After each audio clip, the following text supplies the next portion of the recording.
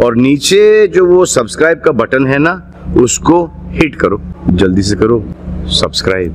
जनता पार्टीचे आमचे चारही आमदारांनी जे या शहराचे जेवढे विषय होते, काही लक्षवेधी, काही मागण्या, अशा प्रकारचे विषय त्यांनी मांडले। त्याच्यामध्येच आमदार अमितजी गोरखे यांनी लगेच आपली प्रेस घेऊन त्यांनी जे विषय मांडलेत त्या संदर्भात ते बोलणारच आहे। प्रथमतः या प्रेससाठी उपस्थित असलेले आमच्या आमदारांच्या मान्यतेने खरं तर प्रेस होते असे अमितजी गोरखे, आमचे ज्येष्ठ नेते सदाशिवजी खाडे सर, आमचे राजेशंकर पिल्ले, आमचे राजाभाऊ दुर्गे, संजय मुंगडेकर, आमचे महिला मोर्चाचे अध्यक्ष सुजयताई धरंदे, मोर्शीजी शेडगे, महेशकांत कुलकर्णी, उपस्थित सर्वच व्यासपीठावर आमच्या पाठीमागचे सगळे मंडळी, भारतीय जनता पार्टीचे सर्व पत्रकार मित्र आणि बंधूंनी, मी सन्माननीय आमदार अमितजी गोरखे यांना विनंती करतो की आपण जे या अधिवेशनाच्या काळामध्ये जे येथील नागरिकांच्या खरंच गरजा होत्या असे जे विषय मांडले ते आपल्या सगळ्यांच्या समोर सादर करावे।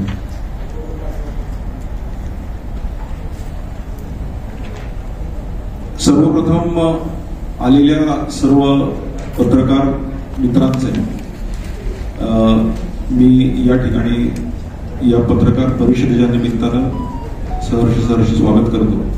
त्याचबरोबर या ठिकाणी माझ्याबरोबर व्यासपीठावर उपस्थित असलेले माझे सहकारी, या पिंपरी चिंचवड शहराचे भारतीय जनता पार्टीचे अध्यक्ष माननीय शत्रुघ्नजी काटे, आमचे मार्गदर्शक माननीय सदाशिवजी खाडे, त्याचबरोबर आमचे मार्गदर्शक राजेशजी पिल्ले, माजी नगरसेवक राजूजी दुर्गे, त्याचबरोबर आमच्या महिला आघाडीच्या अध्यक्ष माननीय सुजयताई पालांडे, संजयजी मंगोडेकर, माननीय मोरेश्वरजी शेंडगे, महेशजी कुलकर्णी, अतुलजी इनामदार, त्याचबरोबर मागे उपस्थित असलेले आमचे अप्पू गोलप, आमचे तिन्ही मंडल अध्यक्ष गणेश असेल, त्याचबरोबर जवळकरताई असतील, त्याचबरोबर वैशाली असेल आणि सगळेच उपस्थित, देवदत्त, सगळेच उपस्थित मान्यवर।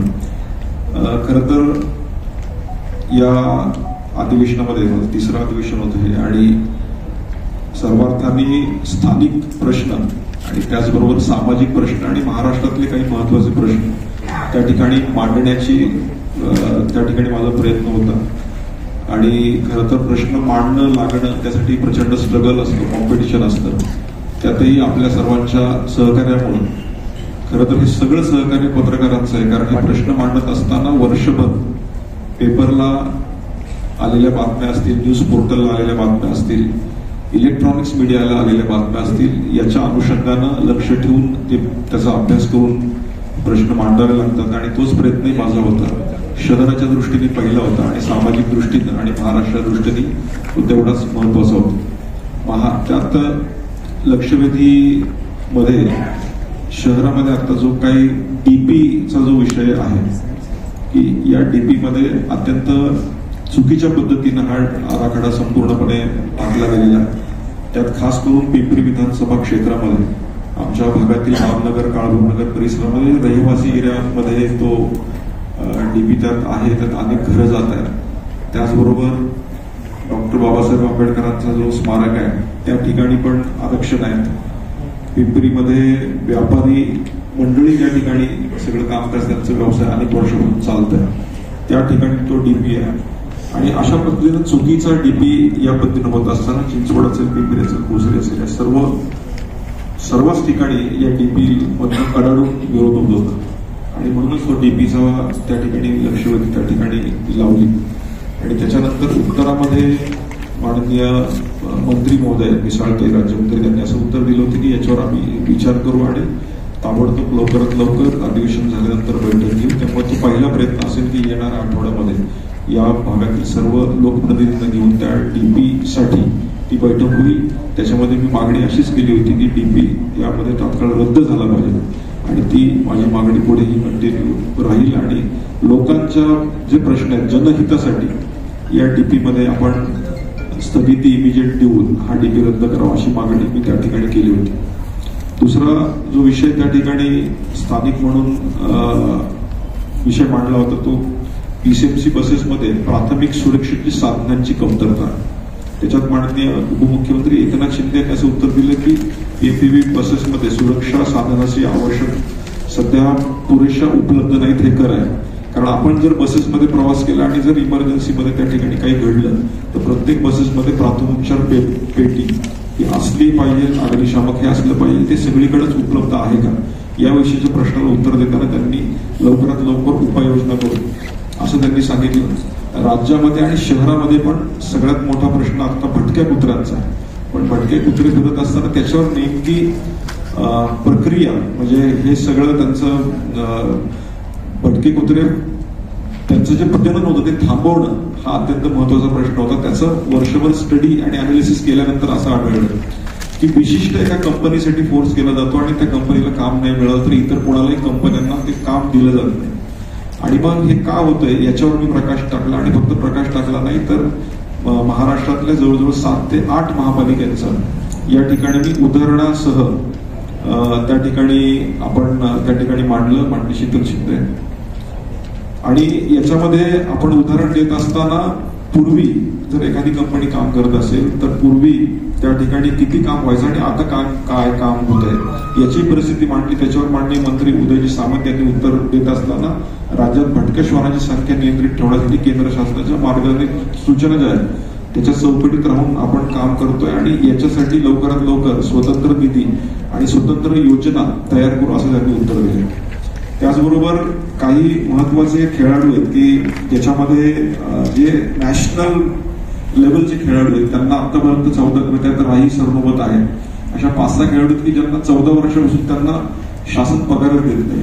आणि पगार का देत नाही तर त्यांची एक एक्झाम असते, ती एक्झाम त्यांनी पूर्ण केली नाही. पण त्या एक्झामला हे खेळाडू लायबल नाहीत. मग तोही मी आवाज उठवला, त्याच्यावरही चांगलं उत्तर आलं. लोकशाहीर अण्णाभाऊ साठे यांना भारतरत्न द्यावा म्हणून दोन्ही सभागृहामध्ये त्या ठिकाणी मांडणी झाली. कालच लोकशाहीर अण्णाभाऊ साठेंची पुण्यतिथी होती आणि त्यांचं आता साहित्यातलं काम आणि समाज परिवर्तनाचं काम याचा विचार करू याविषयी आपण केंद्र शासनाला प्रस्ताव सादर करा ती मागणी मांडली. आज आमचे अनेक कार्यकर्ते भारतीय जनता पार्टीचे असतील किंवा सगळ्याच पक्षांचे असतील राजकीय आणि सामाजिक आंदोलन करत असताना ते आंदोलन जे असतं ते समाजासाठी असतं. पण त्याचे खटले जे आहेत ते तसेच प्रलंबित राहतात. पण त्यांना शासकीय नोकऱ्या असतील किंवा शासकीय लोन कर्ज प्रकरण असतील ह्याच्यामध्ये त्यांना त्या ठिकाणी अडचण होते. त्यामुळे हे खटले मागे घ्यावेत यासाठीचा एक मी त्या ठिकाणी विशेष उल्लेख केला होता. त्याच्यावरही उत्तर असं आलं की त्याच्यावर आम्ही लवकरात लवकर विचार करू, ते खटले मागे घेण्याचं प्रायोजन करू. आपण या अधिवेशनामध्ये एक आणखी एक लक्षवेधी लावली की जे निकृष्ट दर्जाचं पूल होता आणि तो कोसळला होता कर्जतमध्ये अहिल्यानगरमध्ये. आणि मी नेटिव्ह माझं गाव नगर असल्यामुळे तो प्रश्न मला घेणं अत्यंत महत्वाचं होतं. आणि त्या प्रश्नामध्ये 2012-13 मध्ये बांधलेला पूल अवघ्या 12 वर्षात कोसळला होता. आणि मग कोसळल्यानंतर ग्रामसडक योजनेअंतर्गत बांधलेला जो पूल आहे त्यात पुढे काहीही कारवाई झाली नाही, ठेकेदारावरही कारवाई झाली नाही. आणि म्हणून अत्यंत प्रभावीपणे मी त्या ठिकाणी विषय मांडल्यानंतर ठेकेदारावर जागेवरच माननीय मंत्र्यांनी काळ्या यादीत टाकून पुढची चौकशी करून ठेकेदाराला तातडीने अटक करण्यात येईल असं आश्वासन मला त्या ठिकाणी तोंडी त्या ठिकाणी मिळालं. म्हणजे पटलावर तो विषय आला. त्याचबरोबर गावाबाहेर सार्वजनिक स्मशानभूमी असतात आणि स्मशानभूम्यांमध्ये बऱ्याच ठिकाणी महाराष्ट्रभर अशी परिस्थिती आहे की त्या ठिकाणी काही इतर मागासवर्गीय लोकांना त्या स्मशानभूमीमध्ये जाण्यासाठी जागा मिळत नाही. हाही प्रश्न मी त्या ठिकाणी मांडला. त्याच्यावरही उत्तर आलं की याच्यावर एक चांगला कायदा आणण्यासाठी शासन त्या ठिकाणी प्रयत्न करणार आहे. धर्मांतर करून अनुसूचित जातीचं आरक्षण लाभ घेणाऱ्यांचं प्रमाणपत्र रद्द करावं. या ठिकाणी फक्त अनुसूचितचाच विषय नाही, यात ओबीसी असेल किंवा इतर सगळे लोक असतील की जे खऱ्या अर्थानं आपण हिंदू म्हणून राहत असतो आणि नंतर हिंदू म्हणून राहत असताना आपल्याकडे ओबीसी सर्टिफिकेट असतं, एससी सर्टिफिकेट असतं. आपण ओबीसी सर्टिफिकेटवर निवडून येतो, एससी सर्टिफिकेटवर निवडून येतो. त्याच सर्टिफिकेटवर आपण काही शासकीय फायदे घेतो. पण फायदे घेत असताना आपला खरा धर्म विसरून तो बाजूला ठेवून आपण त्या ठिकाणी ख्रिश्चन धर्माचा प्रसार करतो. आणि प्रसार करत असताना त्या ठिकाणी ते कधी कळतं तर ज्यावेळेस त्या मुलांची लग्न होतात किंवा त्या ठिकाणी मृत्यू होतो आणि त्या विधीतनं मग कळतं. मग अशी केस सेम चेन्नईला झाली होती आणि चेन्नईच्या केसमध्ये सुप्रीम कोर्टाने असा निर्णय दिला होता की एखाद्याने अशा प्रकारचा जर स्वतः तो आधी हिंदू असेल आणि नंतर अशा प्रकारे जर त्यांनी कन्व्हर्जन केलं असेल तर त्याचं सर्टिफिकेट आधीचं रद्द झालं पाहिजे. आणि तोच आधार घेऊन प्रश्न मांडला. आणि विशेष म्हणजे याच्यावर माननीय मुख्यमंत्री यांनी स्वतः उत्तर दिले आणि त्याच्यावर माझ्या प्रश्नाच्या उत्तरानंतर राज्यामध्ये आता कायदा असा आलाय की जर कोणी आपलं हिंदू धर्म सोडून इतर धर्मात गेला असेल आणि त्याचा फायदा त्यांनी शासकीय नोकरीत घेतला असेल, निवडून आला असेल नगरसेवक म्हणून किंवा इतर गोष्टी म्हणून, पण तो कुठेतरी दिसतोय की आपला धर्म त्यांनी बदललाय, तर त्याला आधीचं मूळ सर्टिफिकेट हे बाद होऊ शकतं आणि तो अधिकार तिथल्या स्थानिक जात पडताळणी समिती आणि कलेक्टरला आहे. अत्यंत महत्वाचा निर्णय माझ्या लक्षवेधीमुळे झाला आणि कालच्या सगळ्या पेपरला फ्रंट पेजला ही न्यूज होती. त्याचबरोबर त्या ठिकाणी आणखी काही विषय मांडले, त्यात बालगुन्हेगारी व सोशल मीडियाचा गैरवापर. आज बालगुन्हेगारीचा अनेक ठिकाणी वापर केला जातो. शाळेतल्या मुलांना ड्रग्ज पोहोचवण्यापासून खास करून सातारा, सांगली, कराड या भागातल्या काही उदाहरणं मी त्या ठिकाणी दिली आणि याच्यावर कठोर उपाययोजना करण्याचं आश्वासन गृहमंत्र्यांनी त्या ठिकाणी दिलं. रखडलेली कामं, तांत्रिक ऑडिट आणि दोषींवर कारवाई. खास करून पिंपरी चिंचवड महानगरपालिकेमध्ये काही ठिकाणी कामं अत्यंत वाईट पद्धतीनं कामं चालू आहेत. खास करून पिंपरी चिंचवडमध्ये डॉक्टर बाबासाहेब आंबेडकर चौकातलं रखडलेलं काम आहे, मोरवाडी चौक ते चिंचवड चौकापर्यंत अर्धवट राहिलेलं काम आहे आणि त्यात रहदारी एवढी आहे आणि अरुंद रस्ते, पण काम अत्यंत निकृष्ट दर्जाचं आहे. त्याचं तांत्रिक ऑडिट झालं पाहिजे आणि दोषींवर कारवाई झाली पाहिजे, याचा हा प्रश्न मी मांडला. त्याच्यावर उत्तर आलं आणि याचं लवकरात लवकर तांत्रिक ऑडिट होणार आहे आणि त्याचा पाठपुरावा मी करणार आहे. त्याचबरोबर स्वतंत्र पोर्टल स्थापन करून स्थानिकांना विकास तोडणी व रोजगार प्रशिक्षणात संधी द्या, हा एक प्रश्न मी मांडला. त्याचबरोबर माझं सगळ्यांना कल्पना आहे, मी कलारंग नावाची संस्था चालवतो आणि कला क्षेत्रात माझी थोडीशी आवड जास्त आहे. अनेक कलाकार, प्रशांत दामलेपासून अनेक कलाकार त्या ठिकाणी मुंबईमध्ये आमची चर्चा झाली. बऱ्याच वेळा काय होतं की शनिवार रविवार हे नाटकांसाठी आणि मोठ्या कार्यक्रमांसाठी कलाकार राखीव ठेवत असतात, परंतु एखादा मोठा कार्यक्रम आला राजकीय, आम्ही जे राजकारणात असतो तरी राजकीय कार्यक्रम असला तर ते नाटक किंवा तो कार्यक्रम जागेवर रद्द होतो. त्यावेळेस कलाकारांचं प्रचंड मोठं नुकसान होतं. मग एखाद्या नाटकाची टीम ही संपूर्ण विदर्भात इकडे आलेली असते, त्या कलाकारांनी वेळ काढलेला असतो, पण ते त्या ठिकाणी कॅन्सल केलं जातं. त्यात प्रेक्षकांचा हिरमोड होतो आणि त्या कलाकारांचा जास्त हिरमोड होतो. त्यामुळे याच्यावर काहीतरी धोरण आणावं म्हणून तो विषय मी त्या ठिकाणी मांडला. तर त्या ठिकाणी सांस्कृतिक मंत्र्यांनी याच्यावर नक्की धोरण करू असं आश्वासन त्यांनी दिलेलं आहे. खनिकर्म प्राधिकरणातलं जे उत्खनन आहे याविषयीचा विषय मी मांडला. त्याचबरोबर अत्यंत महत्वाचा विषय नॅट चाचणी, सुरक्षित रक्तदानासाठी प्रयोगशाळा चालू करा. खरं तर ज्यावेळेस आपण रक्तदान करतो त्यावेळेस रक्तदान करत असताना 10 वर्षाच्या कालावधीत तब्बल 1442 नागरिकांना HIV संसर्ग झाला असं महाराष्ट्रात दिसून आलं. पण हे कशामुळे झालं तर याच्यामध्ये एक चाचणी असते, नॅट चाचणी. ती जर आपण व्यवस्थित केली नाही आणि या चाचणी करत असताना आपण ज्या त्या ठिकाणी सुई आणि ते वापरतो, जर वापर नाही तर अशा प्रकारे होऊ शकतं. म्हणून आपण त्याविषयी मध्य प्रदेश, कर्नाटक, सिक्कीम, जम्मू काश्मीर आणि राज्यातली नॅट चाचणी जी आहे त्याचं प्रायोगिक तत्वावर नॅट चाचणी सुरू करा अशी शासनाकडे मागणी केलेली आहे आणि म्हणूनच ती मागणी त्या ठिकाणी मी लावून धरली. ई गव्हर्नन्स व रिक्त पदे, जुनी पेन्शन योजना जी आहे ती ज्येष्ठ नागरिकांची आणि ती पुनर्जीवित करा, हा एक विषय महत्वाचा मी मांडला. त्यात आणखी एक महत्वाचा विषय म्हणजे मी स्वतः एक सीबीएसई शाळा चालवतो आणि सीबीएसई शाळा चालवत असताना ज्यावेळेस मी पुस्तकं बघत असतो त्यावेळेस पुस्तकांमध्ये खास करून छत्रपती शिवाजी महाराजांचा जो उल्लेख आहे सीबीएसई शाळांच्या पुस्तकांमध्ये तो फक्त 68 शब्दात आहे. आणि मग तो जर महाराष्ट्रात NAP नॅशनल एज्युकेशन पॉलिसी जर चालू होत असेल आणि छत्रपती शिवाजी महाराजांचा उल्लेख फक्त त्या अभ्यासक्रमात 68 शब्दात असेल तर ती दुर्दैवी बाब आहे. म्हणून ती गोष्ट त्या ठिकाणी मी पुस्तकासहित त्या ठिकाणी मी निदर्शनास आणून दिली. सत्यजित तांबे आम्ही 3-4 जण त्याच्यावर डिस्कशन केलं. त्याच्यावरही जे आमचे शिक्षण मंत्री त्यांनी असं आश्वासित केलं की पुढच्या वर्षी येणाऱ्या सीबीएसईच्या सिलेबसमध्ये छत्रपती शिवाजी महाराज हे विस्तृतपणे त्या ठिकाणी येतील अशी ग्वाही त्यांनी लेखी दिली आहे. त्यामुळे तो एक विषय माझ्यासाठी महत्वाचा होता. त्याचबरोबर डॉक्टर बाबासाहेब आंबेडकर स्मारकातलं आता आंदोलन चालू आहे, त्या आंदोलनामध्ये तो आरक्षण त्या ठिकाणचं रद्द करा आणि माता रमाईचं त्या ठिकाणी माता रमाईचं स्मारक त्या ठिकाणी करा, याविषयीचा प्रश्नही मी त्या ठिकाणी विशेष उल्लेख म्हणून केला. आणि काही मावळ परिसरामध्ये काही ठिकाणी शेतकऱ्यांची फसवणूक झाली आणि त्या फसवणुकीमध्ये SITची चौकशी लावा, हा एक विषय त्या ठिकाणी मी मांडला.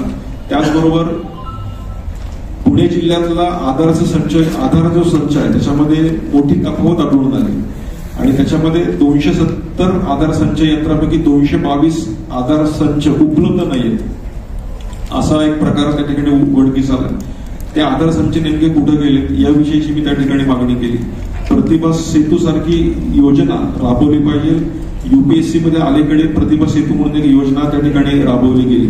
त्याच्यामध्ये अंतिम निवड न मिळालेल्या उमेदवारांना रोजगाराची संधी त्या ठिकाणी, म्हणजे UPSC पास केल्यानंतर जर अंतिम मध्ये तो जर फेल झाला तर ती त्या मुलांना प्रतिभा सेतूच्या माध्यमातून शासनात नोकरी मिळते. तशा प्रकारचं प्रयोजन MPSC मध्ये नाहीये, ते करावं याचाही आपण एक विशेष त्या ठिकाणी उल्लेख केला. पिंपरी चिंचवड महानगरपालिकेच्या YCM रुग्णालयामध्ये आयुर्वेदिक OPD चालू होती, परंतु काही काळानंतर ती बंद करण्यात आली. महापालिकेच्या रुग्णालयात व दवाखान्यात वैद्यकीय अधिकारी BAMS मोठ्या संख्येने उपलब्ध असतात, तर आयुर्वेदिक औषध व उपचार सामान्य नागरिक मिळत नाही, म्हणून ती OPD पुन्हा एकदा चालू करा, हा एक विषय त्या ठिकाणी मी मांडला. आणि त्यानंतर पिंपरी चिंचवड महानगरपालिकेमध्ये असणारा जो ट्रॅफिकचा विषय सगळ्यांना माहिती आहे, निगडीत याच्यात BRTचं काम चालू आहे आणि BRTचं काम चांगलं आहे, प्रगतीचं आहे, पण त्या ठिकाणी आता रोडची जी दुरावस्था आहे ती अत्यंत खराब आहे. त्यामुळं तो एक विषय आहे. पिंपरी चिंचवडमध्ये सातत्यानं लाईट जाण्याचा विषय तो एक विषय आहे. हे सगळे विषय मांडत असताना त्या ठिकाणी प्रयत्न असा होता की जास्तीत जास्त बोलायला मिळावं. सुदैवानं विधान परिषद असल्यामुळं त्या ठिकाणी आमची विधानसभेपेक्षा विधान परिषदेतील आमदारांची संख्या कमी असल्याने तुलनेने त्या ठिकाणी जास्त बोलण्याची संधी मिळते आणि अनेक प्रश्नांना यावेळेस त्या ठिकाणी मला न्याय मिळाला. मग त्यात DPचा विषय असेल, तो विषय येणाऱ्या काळामध्ये आपण करणार आहोत. त्याचबरोबर मी मागाशी सांगितलं की प्रोसेस असलेले ख्रिश्चन धर्मासाठी जो विषय आहे तो विषय असेल, असा अनेक विषय त्या ठिकाणी मांडण्याचा माझा प्रयत्न होता आणि तो आपल्या सगळ्यांच्या सहकार्यामुळे मी त्या ठिकाणी मांडू शकलो. आणि येणाऱ्या काळामध्ये हे विषय फक्त मांडलेले नाही, तर हे विषय पूर्णत्वात नेण्यासाठी जी सिस्टीम आहे, सभापतींकडे बैठक असेल, त्याचा पाठपुरावा असेल, या सगळ्या गोष्टी माझ्याकडनं होतील. हे असे सगळे विषय माझ्यामध्ये आपल्यापर्यंत पोहोचले असतील. आपले या विषयातले काही प्रश्न असतील तर आपण नक्की विचारू शकतो.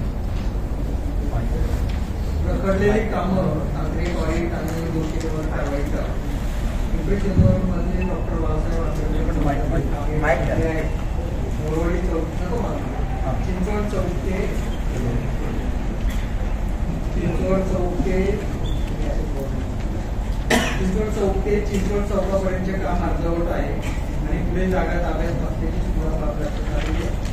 तुम्ही एकूण सभागृहात पिंपरी चिंचवडसाठी अतिशय चांगला आवाज उठवला आणि तरुण आमदार असून सुद्धा तुम्ही सार्थक ठरवलीत. फडणवीस साहेबांनी तुमची केलेली निवड, याच्याबद्दल पहिल्यांदा तुमचं अभिनंदन. मला शहरवासियांच्या वतीने तुम्हाला एक प्रश्न विचारायचा आहे की तुम्ही त्या या नेमका जो संवेदनशील भाग आहे, तुम्ही आता उल्लेख केला, त्या भागात तुम्ही राहता. मी प्राधिकरणात राहतो, राजाभाऊ तिथेच राहतो, बाळा शिंदे तिथेच राहतो. तर पुणे मुंबई महामार्गाचं जे वाटोळं चालवलंय आयुक्तांनी आणि स्मार्ट सिटी अंतर्गत हरित सेतू नावाचा प्रकल्प राबवत आहे. आता पुणे मुंबई महामार्गावरती BRTचे सुद्धा BRTने एक रस्ता व्यापलेला आहे, जागा व्यापलेली, मध्ये ग्रेड सेपरेटर आहे, मेट्रोचं काम चालू आहे. मेट्रोनी BRTची अर्धी जागा व्यापल्यामुळे पाठशिवणीचा खेळ जसा असतो किंवा लुकाछुपीचा खेळ असतो, आपण लहानपणी खेळायचो तशा टाईपचा, BRT आत जाते बाहेर येते, BRT आत जाते बाहेर येते, असं जे चालू आहे. आणि त्याच्यामध्ये सुद्धा तुमच्या काळभोरनगर भागामध्ये पत्रे लावून बोर्ड लावलाय मेट्रोचा आणि आतमध्ये तुम्ही जर डोकवून पाहिलं तर तुमच्या लक्षात येईल की महापालिका फुटपाथ मोठा करायचं काम चालू आहे महापालिकेचा उद्योग. तर त्या विषयावरती तुम्ही आवाज उठवणं गरजेचं होतं. तुम्ही आंबेडकर चौक आणि मोरवाडी चौक चिंचवड इथपर्यंत विषय घेतला, पण पुढचा भाग खूप संवेदनशील झालाय. विशेषतः अण्णाभाऊ साठेंच्या साठी तुम्ही काम करता आणि त्या महामंडळातून तुम्ही मोठे झाला. तर तिथली जर तुम्ही आता त्या बस टर्मिनसची अवस्था पाहिली तर आज तुम्ही कपडे घातले ना तर तुम्ही त्या ठिकाणाहून गेल्यानंतर घरी गेल्यानंतर तुम्हाला ते कपडे धुण्याची वेळ येते, म्हणजे पॅन्ट तर अख्खी चिखलात जाते, संपूर्णतः चिखलामध्ये तो बस स्टॉप उभा आहे. मेट्रोनी काही केलेलं नाही. मध्यंतरी आम्ही वृत्तपत्रांमध्ये पण आवाज उठवला, महापालिका मेट्रोवर ढकलतीये आणि मेट्रो महापालिकेवरती ढकलते. तर तुम्ही जर सभागृहामध्ये कान टोचले असते तर तिथल्या तिथे मुख्यमंत्र्यांनी आयुक्तांना आदेश दिले असते असं मला वाटतं. तर तुम्ही आता भविष्यामध्ये काय करणार ते सांगा या विषयाने. याच्यात तो विषय जो आहे ना, तो डॉक्टर बाबासाहेब आंबेडकर ते दापोडी आणि डॉक्टर बाबासाहेब आंबेडकर चौक ते निगडी असा विषय आहे. तो अर्बन जे आता मध्ये काम चालू आहे तो पूर्ण ह्याचाच विषय आहे आणि त्या विषयात 100% मी आवाज याच्या आधी उचलला आहे. कारण मी स्वतः म्हणजे पूर्वी निगडीतनं चिंचवडला जायला साधारण 7 मिनिटात पोहोचायचो. आत्ताची परिस्थिती अशी आहे की आपल्याला निगडीतनं तिथं जायचं असेल तर किमान 30 मिनिटं तुम्हाला लागतात. एवढी वाईट परिस्थिती आहे.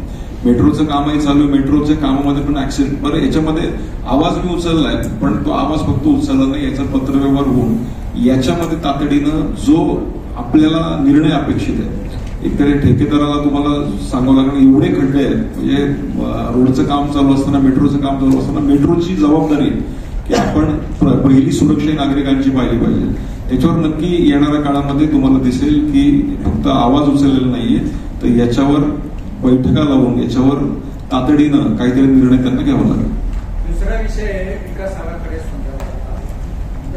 विकास आराखडा हा प्रशासनाच्या काळामध्ये तयार झाला, बरोबर. प्रशासकावरती कोणाचं नियंत्रण आहे? राज्य शासनाचं. मुख्यमंत्री कोणत्या पक्षाचे? भाजपचे. तुम्ही सगळेजण आवाज उठवताय, तुम्ही कुठल्या पक्षाचे आहात? भाजपचे. तुम्ही सगळे आमदारच त्याच्या विरोधामध्ये आणि मुख्यमंत्री आणि माधुरी मिसाळांनी पण या संदर्भामध्ये आदेश दिले. एकनाथ शिंदेंनी पण आदेश दिल्याचं आप्पा सुद्धा सांगतायत. आपण स्वतंत्र पत्रकार काढलं. मग अशी जर परिस्थिती असेल, तुम्हालाच विरोधक होऊन सभागृहामध्ये प्रश्न मांडावे लागत असतील तर महापालिका प्रशासकांवरती तुमच्या सगळ्यांचा किंवा भाजपचा अंकुश नाहीये का? किंवा मुख्यमंत्र्यांनी लक्षात घ्या, डीपी ज्या वेळेस डिक्लेअर झाला त्याची एक प्रोसेस असते डीपीची. त्यासाठी हरकती यावे लागतात आणि हरकतीनंतर निर्णय गव्हर्नमेंट घेत असतं, जसं PMRDच्या बाबतीमध्ये झालं.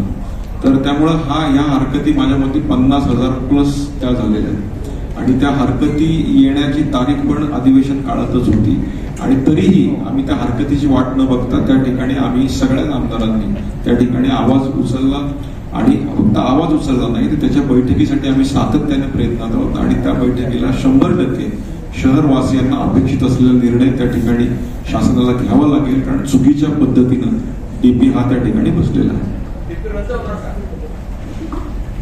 तेच मी सांगतोय की आपल्याला अपेक्षित असलेला जो निर्णय आहे, मी पण डीपी रद्दसाठीच भांडलो होतो आणि डीपी रद्दसाठीच भांडणार आहे की या ठिकाणी जे काही खास करून लोकवस्त्यांमध्ये ज्या पद्धतीने डीपी, खास करून मी तुम्हाला माझ्या एरियातला सांगतो, मी ज्या विधानसभा क्षेत्रात काम करतो, पिंपरीमध्ये रामनगर, दत्तनगर, त्याचबरोबर काळभोर नगरचा काही परिसर, पिंपरी खास करून व्यापारी सगळा वर्ग आहे, त्यांची सगळी दुकानं असतील किंवा खाली आपण गेल्यानंतर डॉक्टर बाबासाहेब आंबेडकरांचं स्मारक असेल, हे पिंपरीतले झाले. असे चिंचवड आणि भोसरीला तुम्हाला माहिती.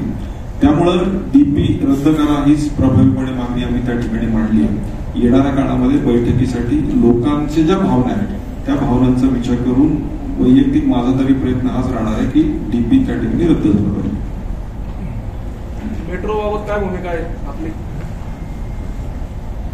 मेट्रो खऱ्या अर्थानं शहराची, मी आणखी एक विषय कालच्या अधिवेशनात मांडला, तो राहिला सांगायचा आला नाही, की स्वच्छ शहर म्हणून आपल्या शहराला 1 नंबरचं पारितोषिक मिळालं आणि ती आमच्यासाठी अत्यंत अभिमानाची गोष्ट होती. कारण ज्यावेळेस आम्ही सगळे आमदार बसतो आणि अशा प्रकारची घटना घडल्यानंतर आमची त्या ठिकाणी कॉलर टाईट होती. तोही काल विषय मी अभिनंदनाचा ठराव त्या ठिकाणी महापालिकेचा आणि सगळ्या कर्मचाऱ्यांचा घेतला. मेट्रोच्या बाबतीत आमची हीच भावना आहे की मेट्रो हे शहराचं डेव्हलपमेंट आहे आणि हे डेव्हलपमेंट झालं पाहिजे. मेट्रोचा प्रवास वाढला तर ऑटोमॅटिकली या ठिकाणची जी वाहतूक आहे त्याच्यावर नक्कीच आपल्याला चांगल्या अर्थाने परिणाम होईल आणि लोक मेट्रो वापरतील तिकिटीपर्यंत आल्यानंतर. पण आता ज्या पद्धतीने मेट्रोचं काम चालू आहे, ऍक्सिडेंट होत आहेत आणि मेट्रोनी जी काळजी घेतली पाहिजे रोड सुरक्षेसाठी ती घेतली जात नाही. रोड ज्या पद्धतीने खराब झाले ते इमिजिएट महानगरपालिका आणि मेट्रोनी समन्वय ते केले पाहिजेत, ते होत नाहीये. ते होण्यासाठीची भूमिका मी त्या ठिकाणी अधिवेशनात मांडली. विस्तारीकरण का होत नाही? विस्तारीकरण का होत नाही? कशाचं? मेट्रो पुण्यामध्ये बघा विस्तारीकरण वेगात आहे. वेगवेगळे त्यांचे प्रकल्प. नाही, विस्तारीकरण चालूच आहे ना. आता डीपीआर जर तुम्ही चेक केलं त्यात तुम्हाला दिसेलच ना, हे विस्तारीकरणाचंच काम आहे. मेट्रोची भूमिका आपली हे विस्तारीकरण झालं पाहिजे, पण विस्तारीकरण होत असताना ज्या पद्धतीने काम चालू आहे ते अत्यंत रटाळही आहे आणि सुरक्षेच्या दृष्टीने घातक आहे. पिंपरी चिंचवडच्या विकासाचे जे प्रश्न आहेत त्याला तुम्ही प्राधान्य द्यायला पाहिजे. तुम्ही राज्याचे प्रश्न चांगल्या पद्धतीने मांडले, त्याबद्दल तुमचं अभिनंदन. पण वाहतुकीचे कोणते असो किंवा महापालिकेचे कर्मचाऱ्यांची संख्या असो, महापालिकेत 1000 ते 1200 कर्मचारी आरोग्य कर्मचारी असतील, चार्ज नाहीत, अकाउंटंट नाही. तुम्ही एकदा मुख्यमंत्र्यांना इथं बोलवा, तुमचे अध्यक्ष आहेत इथं, सगळे इथं आहे आणि मुख्यमंत्र्यांच्या उपस्थितीत 5 आमदारांनी आयुक्ताला चांगल्या पद्धतीने हे सहज समजावून सांगा. स्ट्रीट फर्निचरवर जेवढी देत आहे त्याच्यापेक्षा 6 मीटरचे रस्ते, 12 मीटरचे रस्ते, पिंपरी गुरुमध्ये, त्याला प्राधान्य द्यायला पाहिजे. म्हणजे महापालिकेची प्रायोरिटी चुकती आहे. आयुक्ताला शहर बोबाटा कसं करायचे स्ट्रीट फर्निचरच्या माध्यमातून. शहराला पहिले जे अंतर्गत रस्ते आहेत त्याची अवस्था इतकी वाईट आहे की तुम्ही आता महापालिकेत 6 महिन्यात निवडणूक आहे, तुम्हाला निवडणुकीला सादर द्यायचं असेल तर अध्यक्षांनी जरा या बाबतीत लक्ष देऊन शहरातले अंतर्गत प्रश्न समजावून घेणे. प्रश्न कळला आहे मुख्यमंत्र्यांच्या उपस्थितीत बैठक घ्यायला लावा. त्यांचं म्हणणं आहे की सगळ्यांच्या उपस्थितीमध्ये जी शहरातली डेव्हलपमेंट आहे अंतर्गत रस्त्यांची, म्हणजे मेन रोड सोडून अंतर्गत रस्ते जे आहेत ते 7.5 मीटरचे आहेत, 9 मीटरचे आहेत, 12 मीटरचे आहेत, अशा बऱ्याच ठिकाणी त्यांचं म्हणणं आहे की तिकडे महापालिकेने अशी ऑलरेडी आमचा लाभ झाल्यानंतर पहिली मिटिंग त्यासाठीच आहे आणि या मिटिंगमध्ये आम्ही सगळ्याच गोष्टी तिथे मांडणार आहे. तुम्ही यावेळेचं बजेट तुम्ही पाहिलं असेल, पिंपरी चिंचवड आणि भोसरी सगळं इन्फ्रास्ट्रक्चरवरती जास्त बजेट आपण त्याच्यामध्ये घेतलं. मधल्या कोविडच्या काळामध्ये जे वैद्यकीय सेवांमध्ये जो खर्च झालेलं बजेट याच्यामध्ये खूप तफावत होती. येत्या मागच्या वर्षी त्यात आमच्या 4 आमदारांनी भोसरीपासून ते चिंचवडपर्यंत पिंपरी आणि भोसरी 4 आमदारांनी आपल्या आपल्या भागासाठी चांगलं बजेट घेतलेलं आहे. त्या बजेटच्या आता कन्सल्टंट नेमून त्याचे निवेदन लवकर प्रसिद्ध होईल. आणि जो तुमचा प्रश्न आहे की जे छोट्या छोट्या रस्त्यांचंच युटिलिटी प्रमाणे काही ठिकाणी कॉन्क्रिटीकरण, काही ठिकाणी डांबरीकरण अशा पद्धतीचं बजेट पूर्णपणे त्यासाठी करून लवकरात लवकर हे आपल्या सगळ्यांच्या समोर येईल. खरं तर आपण सगळ्यांना माहिती आहे की 2017ला हा विकास आराखडा अन्न द्यायला हवा. ऑलरेडी तो विकास आराखडा आपला 8 वर्ष लेट चालला. डीपी बद्दलच्या बऱ्याच भूमिका प्रत्येकाच्या वेगवेगळ्या आहेत. साहजिकच 175 किलोमीटर वर्गाचं आपलं स्क्वेअर किलोमीटरचं आपलं हे शहर आणि या शहराचे रस्ते जर तुम्ही पाहिले तर प्रत्येक ठिकाणचा भाग वेगवेगळ्या पद्धतीचा आहे. आणि 2007ला ज्या संपूर्ण शहराची लोकसंख्या 7 लाख होती आणि आज ती 35 लाखापर्यंत अंदाजे याच्यावरचे खरं तर पॉप्युलेशन होते. याच्यामध्ये विकास आराखडा होणं खूप गरजेचं आहे. कारण आपण प्रत्येक वेळेस जरी विकास आराखडा करायला गेलो, माननीय सन्माननीय आमदारांनी भूमिका मांडली की रद्द करण्यासाठी, तर रद्द हा सध्यासाठी पर्याय असू शकत नाही. जिच्यामध्ये खरंच काही भागामध्ये जे प्रसारमाध्यमातून येत आहे लोकांच्यावरती ज्या चुकीच्या पद्धतीने काही ठिकाणी त्यांनी जो गुगल मॅपिंग करून किंवा एखाद्या एजन्सीला बरोबर घेऊन, जसं पहिला एक प्रश्न मांडला सातपुते साहेबांनी की लोकल बॉडी नसताना आपण डीपी प्रसारित केला नाही. खरं तर हा प्रारूप विकास आराखडा आहे. ज्या 50,000 हरकती त्याच्यामध्ये आल्यात त्याच्यामध्ये भूमिका लोकांची वेगळी आहे प्रत्येकाची. जर आपण हिअरिंग करायला गेलो तर त्याच्यामध्ये किमान 5,000 लोकांच्या खऱ्या भूमिका त्याच्यामध्ये कळतील. आणि भारतीय जनता पार्टीची अशी भूमिका आहे की प्रत्येक आमदारांनी आमचा हा विषय तिथं अधिवेशनात मांडला आहे. आणि या राज्याचे आमचे मुख्यमंत्री आदरणीय देवेंद्र फडणवीस साहेबांनी त्यांना सगळ्यांना टाइम देतो म्हणून सांगितले. डीपीसाठी एक स्पेशल मीटिंग ते लावणार आहे.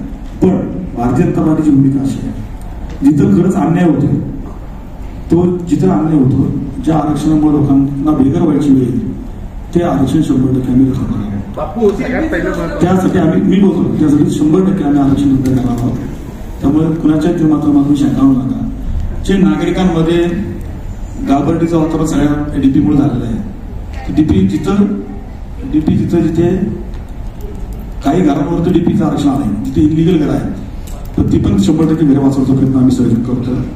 रिव्हरफ्रंटला जी आतापर्यंत आपण शहराच्या 1997चा जो डीपी झाला याच्यामध्ये एसटीपीचं आरक्षण बऱ्यापैकी त्या ठिकाणी नव्हते, पार्किंगचे आरक्षण नव्हते. जे शहराचं इन्फ्रास्ट्रक्चर वाढतंय, तुम्हाला मी सांगितलं की हे शहर आत्ता 35 लाख लोकसंख्येचं आहे, येणाऱ्या 20 वर्षामध्ये हे शहर 1 कोटी लोकसंख्येपर्यंत जाऊ शकते. कारण त्याचा जो पूर्ण स्क्वेअर मीटरचा एरिया पाहिला आपण, 20 मध्ये नव्याने आलेला TDR आणि पैसा वाढून दिल्यानंतर शहराची कमी डेन्सिटीमध्ये जास्त शहर वाढणार आहे. हे शहराला लागणाऱ्या मूलभूत गरजा पण महत्वाच्या आहेत. बापू हे सगळं विकास आराखडा पण महत्वाचा आहे, सगळं मान्य आहे, रस्ते पण महत्वाचं आहे. पण तुमचा जो हट्ट आहे सारखा की डीपी रद्द करा, नव्याने डीपी जरी केला, आमचा नाही, सगळ्यात मतं तर तुमचेच पसरवलं जाते. एकीकडे तुम्ही सांगताय तळवड्याचा डीपी रद्द केला, अमुक डीपी रद्द केला, हे केलं, हे तुम्ही सांगताय, आम्ही सांगत नाही. आणि दुसरं महत्वाचं, दुसरीकडे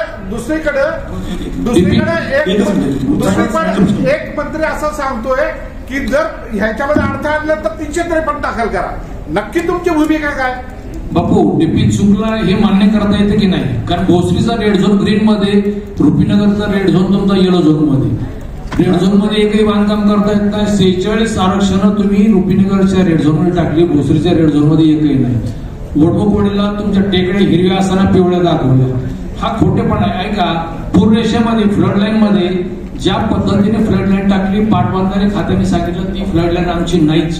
म्हणजे डीपी मध्ये हे सगळे फ्रॉड झाले, मग तसंच मंजूर करणार का तुम्ही? मुळामध्ये आता आमदार एक सायन्सचा प्रश्न घेऊया. मुळामध्ये आमदारांनीच आता सभागृहामध्ये भूमिका मांडल्यास सांगितली की डीपी रद्दच करा. तुम्ही म्हणताय की फक्त आरक्षण घरं वाचू. मूळ भूमिका काय आहे? 2 मतप्रवाह तुमचे दिसत आहेत. मतप्रवाह आमच्यामध्ये बिलकुल नाही. त्यांना जिथं अन्याय वाटतोय, जसं त्यांनी त्यांच्या भूमिकेमध्ये मांडलं की पिंपरी मतदारसंघामध्ये ज्या चुकीच्या पद्धतीने आरक्षणावर पडले, जसं केलेकर साहेबांनी सांगितलं की रेड झोन मध्ये काही ठिकाणी आरक्षण नाही पडले, काही ठिकाणी पडले. ज्या पद्धतीने याच्यामध्ये जेवढ्या त्रुटी आहेत, जेवढ्या चुकीच्या पद्धतीने डीपी झालाय, की जिथं घरं असताना पण डीपी पडलाय, जिथं सँक्शन बिल्डिंगवरती पण त्यांनी केले. त्यांनी जो खरं तर मुळात हा प्रारूप विकास आराखडा आहे. ज्यावेळेस प्रत्येक वेळेस तुम्ही पाहिला असेल प्रारूप विकास आराखड्यानंतर ज्यावेळेस सूचना अर्थित होतात त्याच्यानंतर परत हा पब्लिश होतो.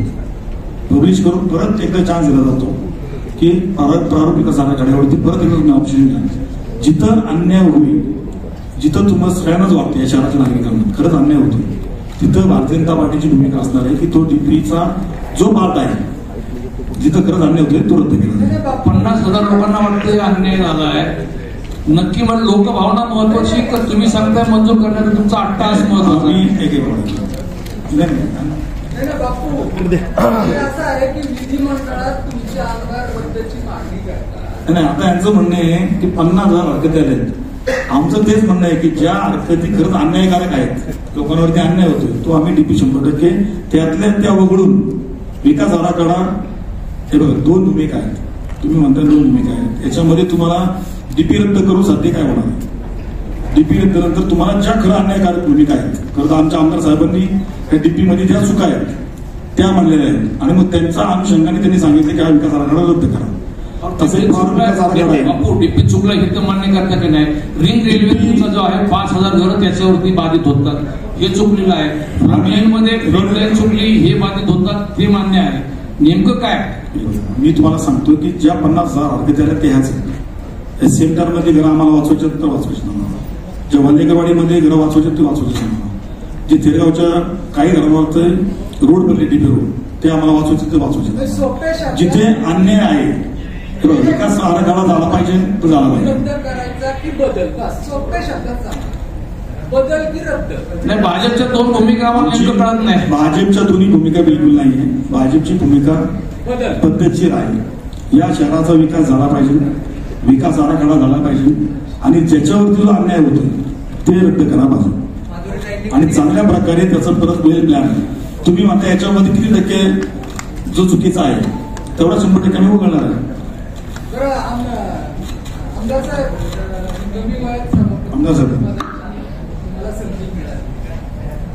काय म्हटलं? कमी वयात सभापती पदाची तुम्हाला संधी मिळाली. हो, अत्यंत महत्वाचा प्रश्न विचारला.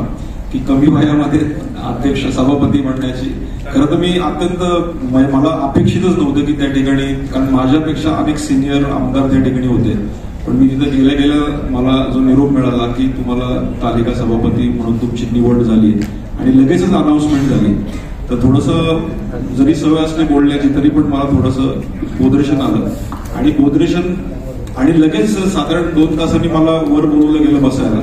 त्यावेळेस मी हसत कळत गेलो, पण तिथं गेल्यानंतर समोर माननीय उद्धव ठाकरे, समोर माननीय अजितदादा पवार, विखे पाटील, खडसे साहेब आणि सगळे बघून थोडंसं मला बोधरेशन आलं की आता मी आणि सगळे उठले बाबा सभापती महोदय आणि बसल्यानंतर ती सगळी चर्चा चालू झाली.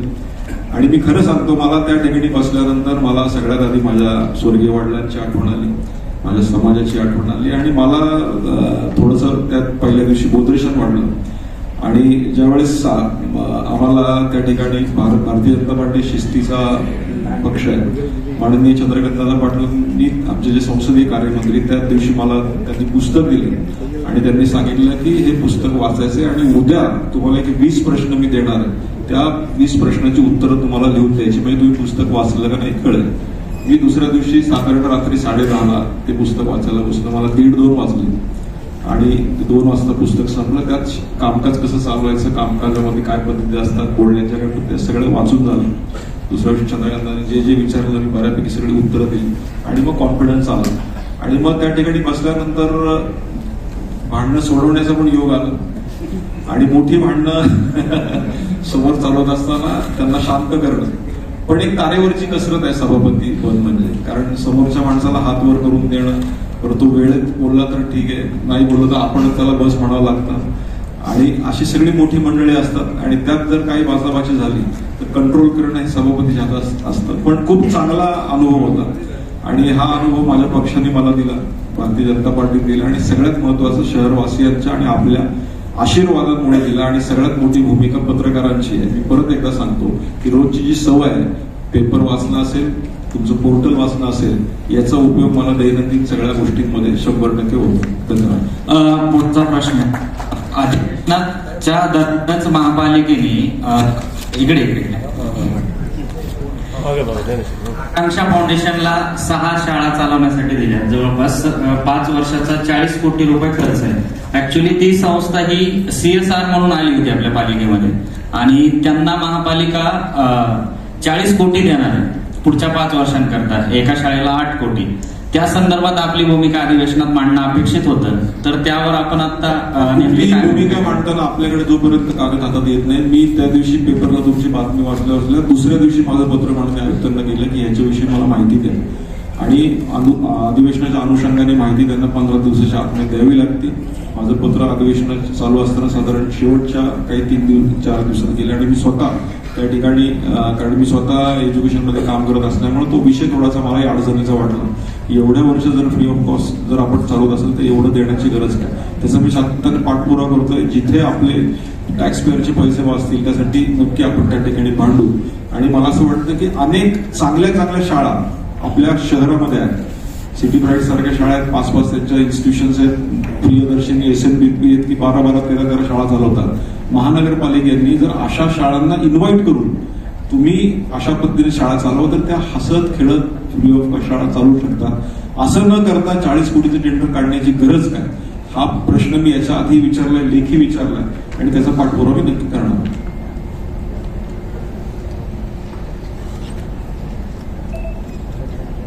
मला वाटतं प्रश्न जर संपले असतील तर मुळात तुम्ही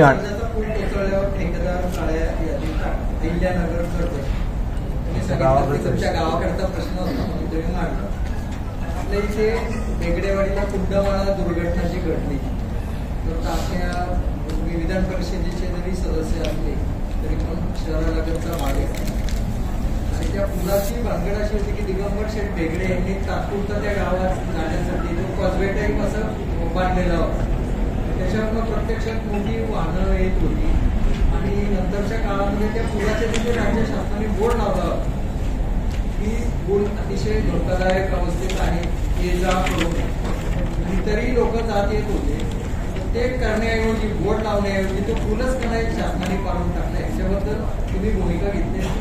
नाही काय सदुर्गजी, काही प्रश्न जर रिपीट झाले तर आपल्याला दुसरंच मांडता येत नाही. हा प्रश्न माननीय विक्रांत पाटलांनी मांडला होता आणि आपल्या माझ्या सिक्वेन्स मध्ये पण होता. तारांकित प्रश्न हे अधिवेशनाच्या साधारण एक महिने आधी द्यावे लागतात. म्हणजे आपल्याला वाटतं म्हणजे अधिवेशन चालू असताना एवढी लोक फोन करतात, साहेब माझा प्रश्न घ्या, माझा प्रश्न घ्या, पण तो तसं नसतं. ते सिस्टीमही चालवं लागतं. तारांकित प्रश्न ज्यावेळेस सिलेक्ट होतो त्याची उत्तरं शासनाकडनं लेखी तयार होतात. लक्षवेधी ही आयत्या वेळेस मांडता येते, ती पण लक्षवेधी सिलेक्ट होत असताना त्याच्यात काही गोलमाल आहे का, त्याच्यात काही ह्या गोष्टी सभापती आणि तिथले सचिव चेक करूनच घेतात. त्यामुळे विषय एकदा रिपीट झाला की तो घेता येत नाही. त्याच्यावर विषय अनेक त्यात चर्चा झाली. त्याच्याविषयी विरोधकही परब साहेब आणि आम्हाला जाणवी याविषयी बोलले. त्यात साधारण चर्चा झाली, पण अत्यंत महत्वाचा विषय होता तो. खाली पण खालच्या सभागृहात आणि आमच्या वरच्या सभागृहात दोन्ही ठिकाणी झाला. आणि तुम्ही म्हणले त्या पद्धतीनं खऱ्या अर्थानं निष्काळजीपणा हा प्रशासनाचा 100% झाला. आणि फक्त निष्काळजीपणाच नाहीच, जर त्या ठिकाणी अशा पद्धतीचा जर पूल असेल तर तो पूल बंदच करायला पाहिजे होता आणि पाडायला पाहिजे होता. झालं तर त्याच्यावर जे उत्तर आले त्याप्रमाणे कारवाई होईल. मला 2 प्रश्न आहेत सर. खरं तर तुम्ही अण्णाभाऊ साठेंना भारतरत्न देण्यासंदर्भात मागणी केली. या आधी देखील ती मागणी झाली होती. वारंवार मागणी करून देखील एका मोठ्या समाजाचं प्रतिनिधित्व करणाऱ्या या नेत्याला कायम असं बाजूला ठेवलं जाते. तर सरकारची भूमिका नक्की उदासीन आहे का काय, तुम्ही अजूनही आशावादी आहे? आणि दुसरा महत्वाचा प्रश्न आहे की खरं तर अधिवेशनाच्या नंतर तुम्ही येत आहे, मात्र त्याआधी पूर्ण राज्याला तुम्ही माहिती झाला होता मंगेशकर हॉस्पिटलच्या प्रकरणामध्ये. सुशांत इकडेच आहे, पण हे प्रकरण तुमच्यासाठी पूर्णतः संपलंय का अजूनही त्याचा पाठपुरावा करणार? अत्यंत महत्वाचा प्रश्न. एक तर माझं सरकार, आमचं सरकार आमच्या समाजाच्या बाबतीत बिलकुल उदासीन नाही.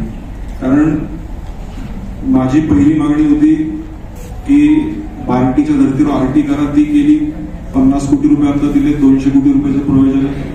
दुसरं अपकड वर्गीकरणासाठी त्यांनी कमिटी बसवली, त्यासाठी मोठं आंदोलन मी आमदार या नात्याने केलं होतं. 1.5 लाखपेक्षा जास्त लोक पहिल्यांदा आमच्या समाजाची आझाद मैदानात नेण्याचा इतिहास मी आमदार झाल्यामुळे झाला. आजचे बातमीपत्र येथेच संपले. पुन्हा भेटूया नवीन बातमीसहित. तोपर्यंत जय हिंद, जय महाराष्ट्र.